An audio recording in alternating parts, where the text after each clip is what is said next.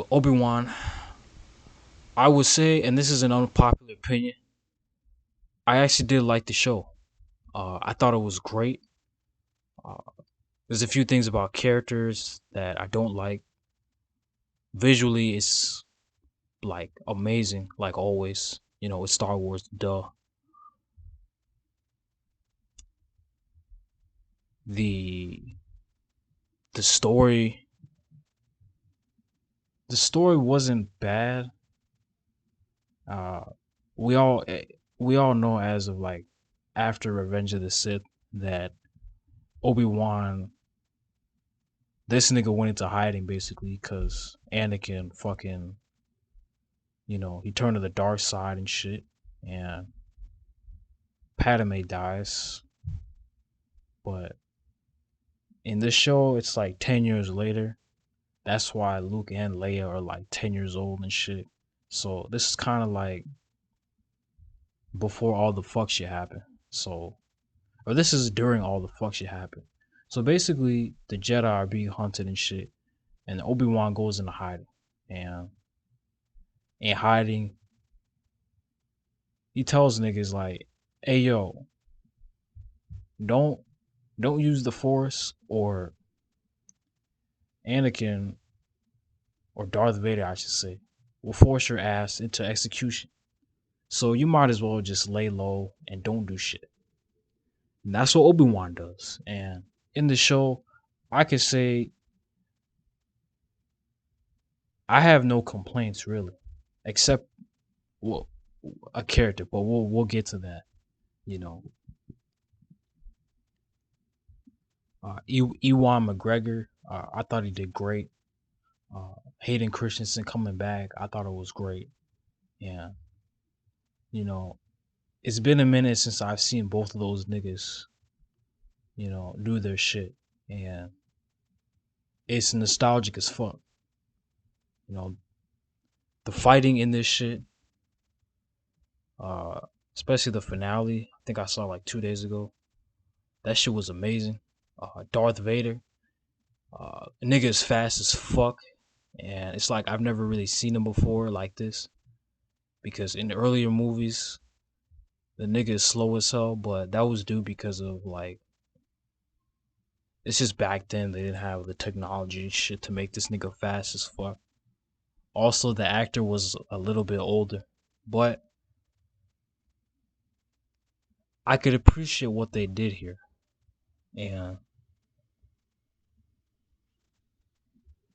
it's to me it really wasn't that bad. Like I thought it was a good ass fucking TV series. I liked the pacing of it. I liked how they come up with like Easter eggs and shit, and they came up with clever ways to go about the story. Like a little tidbit, the same like I think the same ship Luke had in A New Hope, Obi-Wan gave it to Luke when he was 10. I thought that was like a good ass, like a good touch or just a little good ass Easter egg. But yeah, man, what I didn't like about it was the whole fucking Reva character or the third sister. To me, it just felt forced. Like it felt like what Disney was trying to do was force us to like that character. And she had a lot of screen time. That's what I really didn't like. Like for a show that's called Obi-Wan, you might as well call this shit third sister because this bitch was on my fucking TV screen like the whole damn time. Like it's like Obi-Wan did not exist in this shit. And that's what I hate about characters like this. They're always forced down people's throats and we're always forced to like them or just sympathize with them. If you haven't seen like the show, go watch it and you could judge for yourself. But in my opinion, she just felt like we had to like sympathize with her. We had to like her just because of the decision she made in the fucking like series. And when directors do that shit, or when stories go about that, usually a lot of people hate it. You know, it wasn't because some people are racist, even though some people might be, but I think people are more upset or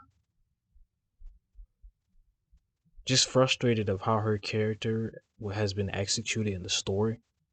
And that's something I could also like agree with. You know, at the end, they wanted us to sympathize with her, and I could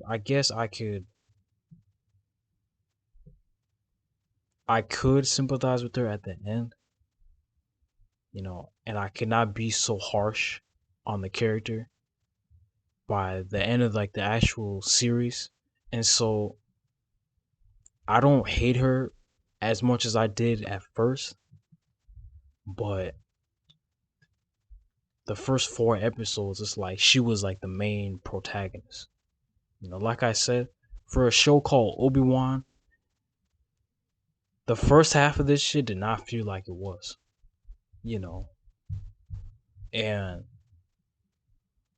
the Inquisitor and all those other niggas, like, I thought they were more like important than her. Like what does she have to fucking gain? Inquisitor, you know, she got beef with Kenobi and shit. But she's not the only one. Darth Vader also has beef with Kenobi, but his is more legitimate. That's just my main complaint about like the show. But other than that, I did like it. Uh, to me, this is better than Boba Fett, but it's not as good as Mandalorian. So I guess you could put that in like the middle of like a tier or some shit. But yeah, man, like I'm not gonna complain too much like some other reviews, and I'm not gonna bash the TV show. I can still appreciate it for what it is, because after all, it is like Obi-Wan Kenobi. One of my favorite Star Wars characters, and I do also know somebody did put their their hard work and decisions in making this shit. I mean, we got Qui-Gon for God's sake at the end. For God's sake, what is there to complain about? You know, but that's it, man. That's all I gotta say. I would rate it a 8. Or no, I rated it 9.5 out of 10. 'Cause it was a decent ass show. You know, it's just the character of Reva I didn't like. You know, but it's something different for y'all. I haven't done a review, like I said, since Doctor Strange boring ass.